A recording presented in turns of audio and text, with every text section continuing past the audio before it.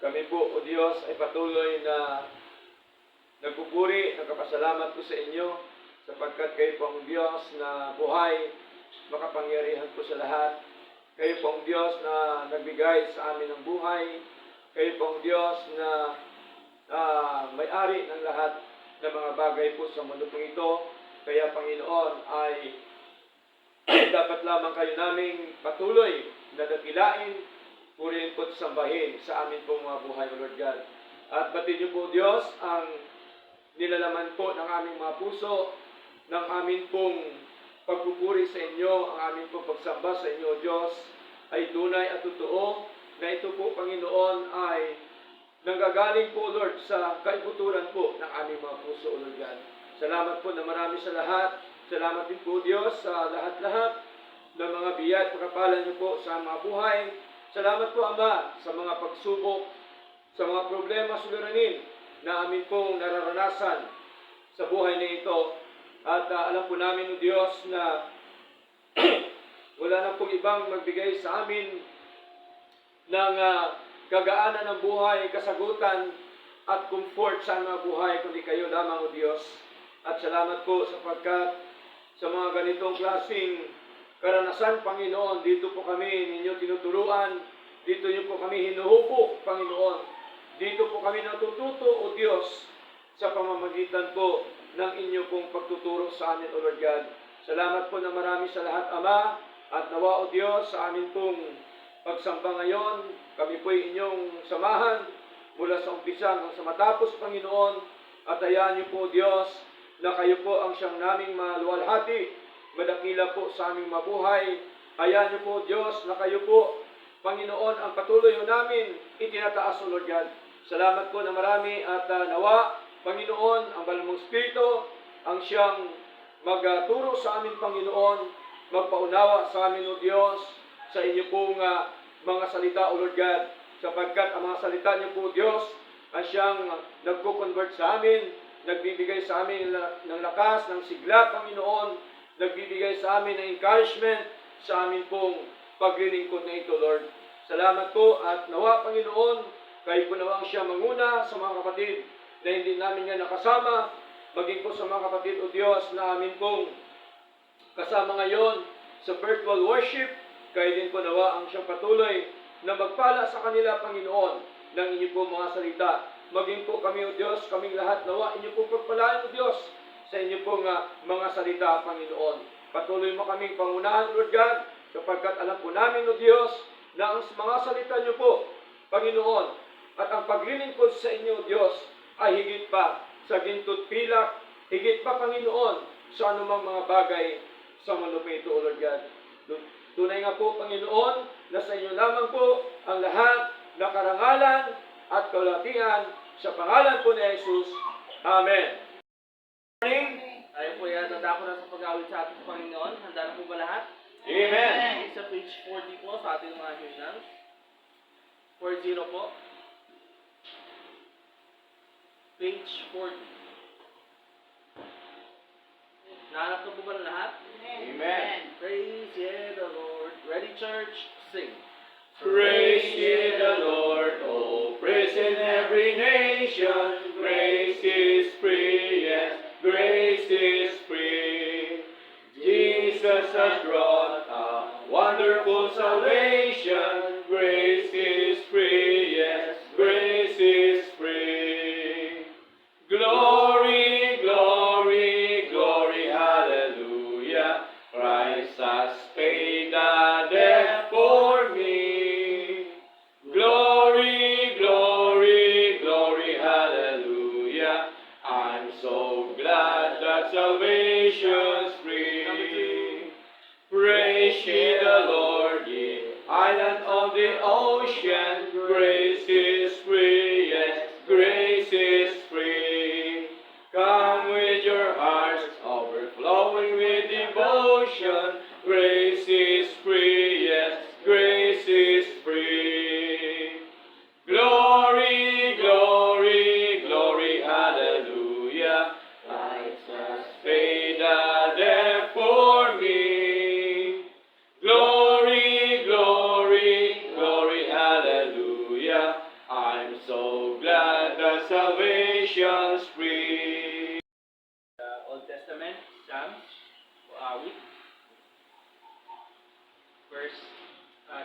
73, verse 1 up to verse 28.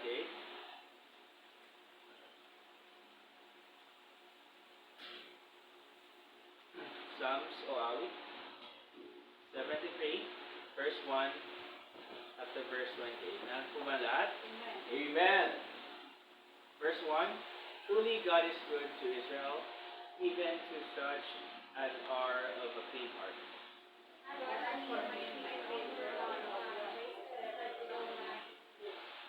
Verse 3, for I was envious of the foolish when I saw the prosperity of the wicked.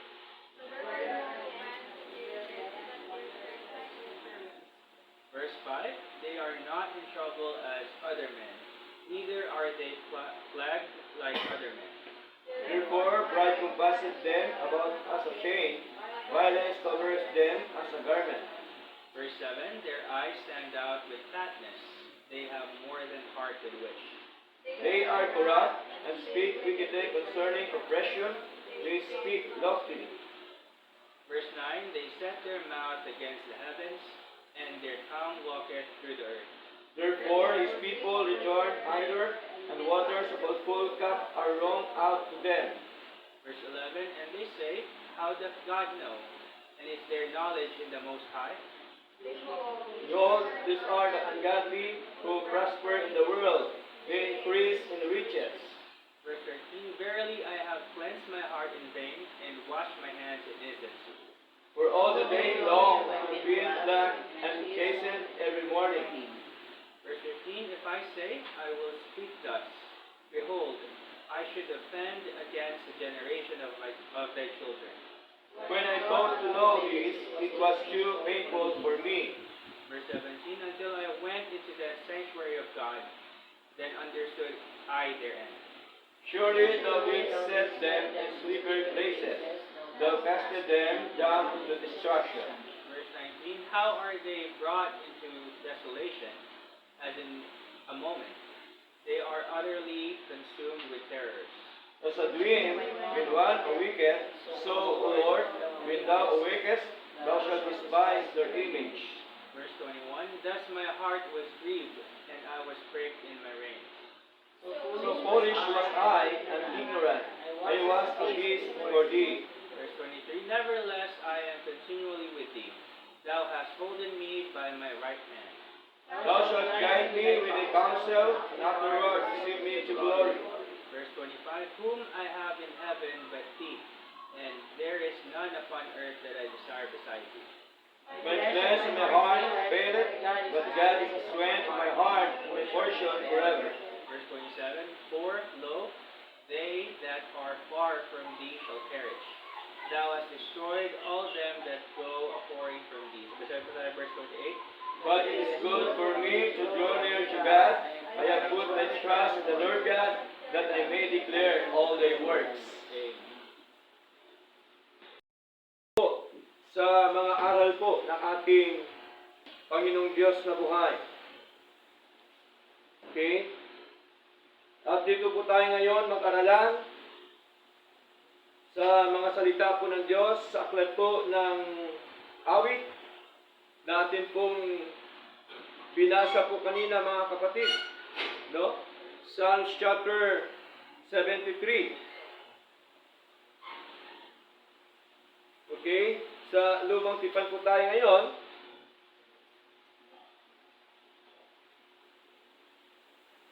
At para po sa kaalaman po ng lahat, mga kapatid, ang Book of Psalms ay isinulat po ni Haring David. No? At ito po, si Haring David ay isang haring taglay ang kasaganaan during the time. Okay? Subalit, hindi lamang po kasaganaan ang kanyang naranasan, maging po ay mga marami ding pagsubok, no? Problema suliranin ang kanya pong naranasan po sa kanyang paglilingkod sa Diyos, sa kanyang pagiging hari, ng kanyang pagiging hari. Ito po ay nais ng ating Panginoong Diyos. Ganon din, no? Walang pagkakaiba sa atin pong nararanasan po ngayon, sa atin pong paglilingkod. Bilang isang Kristiyano, hindi ho lahat ay sarap. Hindi ho lahat ay hirap. No? Merong kasaganaan, merong bow our head and pray to the Lord. Father God, maraming po salamat sa katagumpayan ng inyong gawain sa araw na ito. Salamat po Diyos sapagkat kami po ay inyong patuloy na hinuhubog, tinuturuan at patuloy po na pinapalakas, Panginoon, sa inyong mga salita ay ito pong lahat, Lord God, dahil po siyang kabutihan sa amin. Salamat po Diyos sapagkat kami po inyong patuloy na biniyayaan, Panginoon, ng kaligtasan at buhay na walang hanggan. Ito po ay libre, O Lord God. Salamat din, Panginoon, sa aming praktikal na pamumuhay na kami po ay tinuturuan nyo, na kami po ay gumawa ng mabuti, Panginoon, sa lahat po na aspeto ng aming mga buhay, Lord. At kami po, Panginoon, ay patuloy po, Panginoong Diyos, na gumawa, Panginoon, nang naayon po sa inyong kalooban, Lord. Salamat po na marami at amin pong niling sa araw na ito, Lord, sa aming panalangin po sa inyo na nawa kami pong lahat, Panginoong Diyos, na narito. Patuloy niyo po nawa palakasin at pasiglahin, Panginoon, saan man kami pumaroon, o Diyos, nawa ay patuloy po namin maknalin sa inyong kabutihan, ay padakilan sa aming mga buhay. Saan man kami pumaroon, o Diyos, nawa kami po inyong patuloy na turuan, Panginoon, gabayan, ingatan, proteksyonan, at nawa kami po, Panginoon, ay patuloy niyo pong iligtas sa anumang sakit, anumang karamdaman, Panginoon. Iligtas niyo po nawa kami, O Lord God, sa anumang kapahamakan, sa gawa ng kalaban, Panginoon. At ganyan po, Diyos, nawa, O Lord God, patuloy mo kaming patatagin at pasiglahin, Panginoon, ang aming buhay espiritual, nawa, inyo po itong palaguin, O Diyos, na kami po, Panginoon, ay manindigan, paghawakan, Panginoon, namin ang inyong mga aral, O Lord God. Salamat po na marami sa tatlong bagay na amin natutunan, Lord, na mabuti para sa amin, O Diyos, na kami po, Panginoon, ay lumapit po sa inyo, na kami po magtiwala sa inyo, O Diyos, na amin pong ipahayag ang inyo pong mga mabubuting gawa na amin po naranasan sa aming mga buhay, Lord. Salamat po na marami at nawa, Panginoon, kami po ibigyan niyo po ng katapangan sa pag-share, sa pagbahagi ng inyong mga katotohanan salita, O Lord God. At nawa, ilagay mo sa aming puso, Panginoon, yung 100% na amin pong pagtiwala sa inyo, ng aming pananampalataya sa inyo, Panginoon. Sapagkat napakahalaga, O Lord God, na amin pong patuloy na i-acknowledge ang inyong kapangyarihan, ang inyong kalooban, ang inyong mga ginawa, Panginoon, sa amin pong mga buhay, O Lord God. Patuloy niyo po nawa kami pagpalain, O Diyos, sa araw-araw po naming buhay, aming mga hanap buhay, aming mga negosyo, o anuman mga kabuhayan na inyo pong ipinagkaloob sa amin, nawa, ito po ay inyong palaguin. Ito po nawa inyong palakasin, O Lord God. Salamat po na marami at ganyan po, Panginoon, pangunahan niyo rin po ang mga kapatid sa iba't ibang lugar, iba't ibang dako. Patuloy mo silang ingatan, gabayan at proteksyonan sa mga kapatid na hindi namin ngayon nakasama, nawa, sila po ay aming makasama sa sunod namin ng pagtitipon. At nawa, kayo po nawa sa patuloy na mag-ingat sa kanila at kumilos sa kanila, Panginoon. At sa mga kapatid na hindi na po dumadalo, nawa, kayo po nawa ang siyang magpaalala sa kanila, O Diyos, na napakahalaga, Panginoon, na kayo po ay aming patuloy sama-samang dakilain, puwedot sambahin sa aming pong buhay, O Lord God. Salamat po din, Panginoon, sa buhay po ng mga kapatid na virtual worship, Panginoon.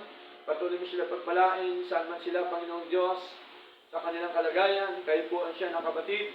At nawa, Panginoon, patuloy mo silang palaguin din sa kanilang pananampalataya at patuloy niyo po nawa ipaunawa sa kanila ang inyong pong mga aral, Lord God. Salamat po at ganyan po, Panginoon, sa aming pong mga man sa buhay, may mga sakit karamdaman, hindi man namin isa-isahin, nawa, kayo po nawa ang siyang magbigay ng kagalingan sa kanila, Panginoong Diyos, at nawa, Panginoon, sila po inyong kahabagan at gawan, dugtungan pa po nawa ang kanilang mga buhay, Lord God, at alam po namin, Lord Diyos, na ayon po sa inyong kalooban, Panginoon, ay magagawa mo ang lahat ng mga bagay, Lord God. Salamat po at ganyan po, Panginoon, sa aming mga kaloob, nawa, patuloy mo itong basbasan at kilusin niyo po nawa ang lahat po ng mga kapatid na patuloy na sumusuporta, Panginoon, sa inyong gawain. Patuloy po pagpalain ang bawat isa po sa amin, O Lord God. Salamat po na marami at ang mga gawain, kayo po nawa siyang manguna, O Lord God. Kayo po nawa siyang magpalago, Panginoon. Kayo po nawa siyang magbukas ng mga gawain, Panginoon. At kayo po nawa siyang magdala sa inyong church sa mga tunay at totoo na naglilingkod sa inyo, mga naghanap ng katotohanan, O Lord God. Nawa, Panginoon, ay ituro niyo po sa amin, O Lord God. Salamat po. At tunay nga po, Panginoon, sa inyo naman po ang lahat na karangalan at kalwalhatian. Sa pangalan po ni Jesus, ito po ang aming dalangin. Amen and amen. Love you with the love of the Lord.